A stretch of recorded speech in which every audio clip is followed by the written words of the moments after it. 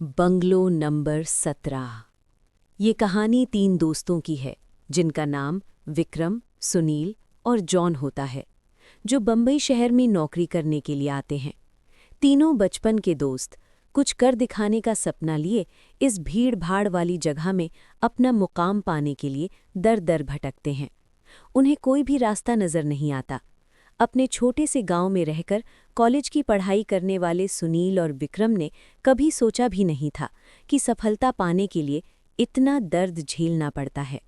वहीं जॉन अपने पापा के बिजनेस में पहले से ही संघर्ष कर चुका था, जिस वजह से उसे इन सब चीज़ों की आदत सी हो गई थी।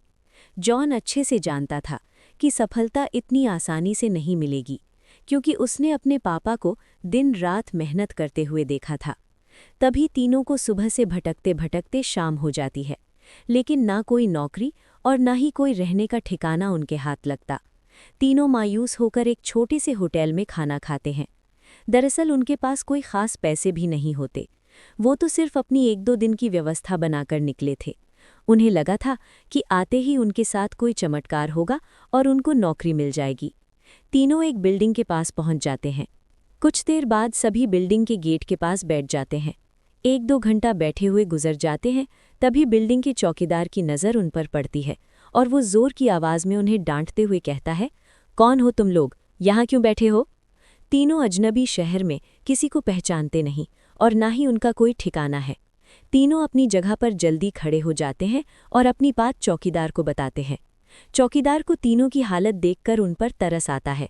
उसे एहसास होता है कि कुछ सालों पहले ऐसे ही वो काम मांगने आया था।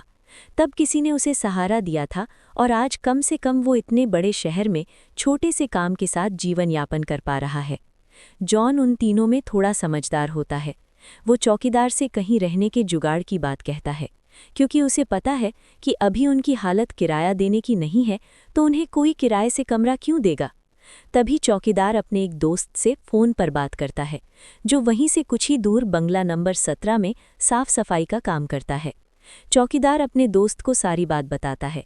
तभी उसका दोस्त कहता है कि मेरे साहब तो अपने परिवार के साथ 2 महीनों के लिए बाहर गए हैं, तब तक मैं रहने का इंतज़ाम कर सकता हूँ। ये बात सुनकर तीनों दोस्त बहुत खुश हो जाते हैं और वो जल्दी से चौकीदार से कहते हैं कि आप हमें बता दीजिए, हम उनके पास कैसे पहुँच सकते हैं। चौकीदार कहता है कि वो बंगला थोड़ा दूर है, रात को वहाँ कोई टैक्सी ऑटो भी नहीं मिलेगा। आज तुम लोग यहीं सो जाओ, कल सुबह हम साथ चलेंगे। तीनों उसकी बात मान जाते हैं। सुबह उठते ही तीनों चौकीदार के साथ बंगले में पहुंच जाते हैं। बंगले की खूबसूरती देखकर तीनों दोस्त हक्का बक्का रह जाते हैं। उन्हें यकीन ही नहीं होता कि उन्हें इतने अच्छे बंगले में रहने का मौका मिलेगा। बंगले का नौकर तीनों दोस्तों को गेस्ट रूम में ले जाता है। तीनों दोस्त रूम में पहुंचकर राहत की सांस लेते हैं। जल्दी से तीनों नहाकर तैयार हो जाते हैं और काम की तलाश में निकल जाते हैं। अब रहने का तो ठिकाना लग चुका था, तलाश थी केवल अच्छे काम की जिससे उनका गुजारा चल सके। लेकिन आज भी उनके साथ वही होता है। सुबह से शाम हो जाती है, लेकिन तीनों हताश होकर वापस अपने स्थान आ जाते हैं।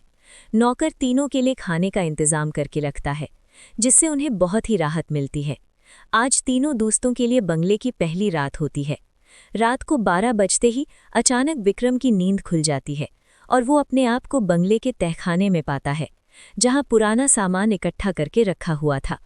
उसे समझ में नहीं आता कि वो यहाँ कैसे पहुंचा। तभी वो घबराहट में अपने दोस्तों को आवाज़ लगाता है, लेकिन किसी को कुछ सुनाई नहीं देता। तभी उसके कानों में सब कुछ सुनाई देना बंद हो जाता है और सिर्फ एक औरत के रोने की आवाज़ आती है। विक्रम चिल्लाकर पूछता है, कहाँ हो तुम, क्यों रो रही हो? अगले ही पल विक्रम अपने बिस्तर में होता है। वो डर के कारण पसीने से लथपथ हो जाता है। वो अपने दोस्तों को जगाता है। सुनील और जॉन दोनों उसकी बात का मजाक उड़ाते हैं और कहते हैं, तुमने कोई सपना देखा होगा, इस बंगले में तो हमारे अलावा कोई भी नहीं है। और विक्रम भी अपने दोस्तों की बात का यकीन करके इस घटना को बुरा सपना समझकर नज़रअंदाज करके सो जाता है। सुबह उठते ही तीनों दोस्त फिर से तैयार होकर काम ढूंढने निकल पड़ते हैं। लेकिन जैसे ही वो बंगले के गेट से बाहर निकलते हैं, अचानक कोई औरत आकर विक्रम को चिट्ठी देती है, जिसमें लिखा होता है, तुम इस पते पर जाओ तो काम मिल जाएगा। और औरत अचानक भागते हुए उनकी नज़रों से ओझल हो जाती है।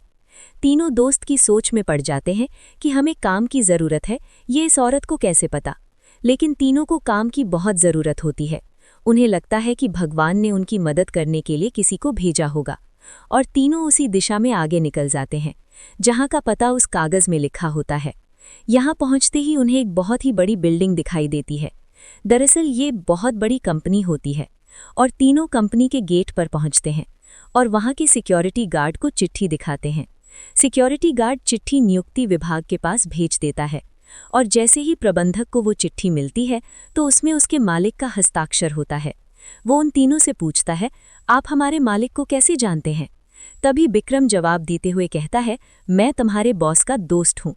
अब प्रबंधक के पास उनको काम ना देने के अलावा कोई विकल्प नहीं होता। कंपनी के मालिक का हस्ताक्षर जो उस चिट्ठी पर मौजूद था। कंपनी के मालिक 7 दिनों की ट्रिप पर विदेशी कंपनियों के दौरे में थे, और उस बीच उनसे कोई संपर्क नहीं था। इसलिए प्रबंधक ने उन तीनों को काम पर रख लिया और अपने साथ उन्हें काम की जगह दिखाने ले गया। लेकिन विक्रम अचानक ही दूसरे रास्ते की तरफ मुड़ जाता है, और वो सीधे बॉस के चेंबर के सामने पहुंचता है और दरवाजे के ताले को पासवर्ड से खोल देता है। कंपनी का प्रबंधक ये देख करके आश्चर्यचकित रह जाता है। उसे यकीन ही नहीं होता कि जो पासवर्ड केवल कंपनी के मालिक को पता है, वो इसे कैसे पता चला। अब प्रबंधक उसे कोई खास आदमी समझने लगता है। उसे पूरा यकीन हो जाता है कि हो ना हो ये व्यक्ति बॉस नहीं भेजा है, और वो उसे बिना रुके हुए अंदर जाने की इजाज़त दे देता है। जॉन और सुनील ये सब देखकर समझ नहीं पाते कि विक्रम को ये सब कैसे पता। तभी अचानक विक्रम सभी को बॉस के चेंबर से बाहर जाने को कहता है और चेंबर का दरवाज़ा बंद कर देता है। कुछ ही घंटों के बाद प्रबंधक को बॉस का फ़ोन आता है, और बॉस प्रबंधक से पूछता है कि मेरे कंप्यूटर को किसी ने इस्तेमाल किया था। तभी प्रबंधक सारी बात बता देता है। बॉस गुस्से में मैनेजर को बोलता है, जल्दी से जाओ और उसे रोको, नहीं तो मैं बर्बाद हो जाऊंगा। और जैसे ही प्रबंधक चेंबर का दरवाज़ा खोलता है तो वो देखता है विक्रम बेहोश पड़ा है। प्रबंधक अपने सुरक्षा कर्मियों से उसे उठाने को कहता है और कुर्सी पर वापस बैठाता है। तभी विक्रम को होश आता है। प्रबंधक गुस्से में विक्रम को बोलता है, तुमने क्या किया? मेरे बॉस बहुत नाराज हैं। लेकिन विक्रम को कुछ याद नहीं कि वो अपने बंगले के गेट से यहाँ तक कैसे आया है। दरअसल वो बंगला पहले उसी बॉस का होता है, और बॉस ने बंगले को अपने ऑफिस की एक लड़की के लिए खरीदा था और कभी कभी साथ रहता था, जो कि उसके कंपनी में काम करती थी। बॉस पहले से ही शादीशुदा था और ये बात अच्छे से जानता था कि एक ना एक दिन वो लड़की उसके लिए खतरा बन सकती है। इसलिए वो उसकी निजी अश्लील वीडियो रिकॉर्ड कर लेता है, और जब एक दिन लड़की को ये बात पता चलती है तो दोनों में खींचातानी करते हुए लड़की के सर में चोट लग जाती है और वो दम तोड़ देती है। बॉस बंगले के गार्डन में ही लड़की को दफना देता है, और लड़की की मौत के साथ ही उसका राज दफन हो जाता है। लेकिन जब उस बंगले में तीनों दोस्त हमें आते हैं तो विक्रम गार्डन में घूमते घूमते उस जगह पर अपना पैर रख देता है जहां उस लड़की को दफनाया गया था, जिस वजह से उस लड़की का सीधा संपर्क विक्रम से बन जाता है। वो विक्रम के अंदर प्रवेश कर जाती है और उसे काबू में करके अपना बदला लेने के लिए ऑफिस प्रवेश करती है, और बॉस की काली करतूत को इंटरनेट में वायरल कर देती है। बॉस को विदेश से ही गिरफ्तार कर लिया जाता है। उसका काला चिट्ठा सबके सामने खुल जाता है और वो बेनकाब हो जाता है। उस लड़की ने मरने के बाद भी अपना बदला ले लिया था। अब शायद उसकी आत्मा को शांति मिल जाएगी। तीनों दोस्त उस बंगले को बुरा सपना समझकर भूल जाते हैं और इस दर्दनाक भूतिया कहानी का अंत हो जाता है।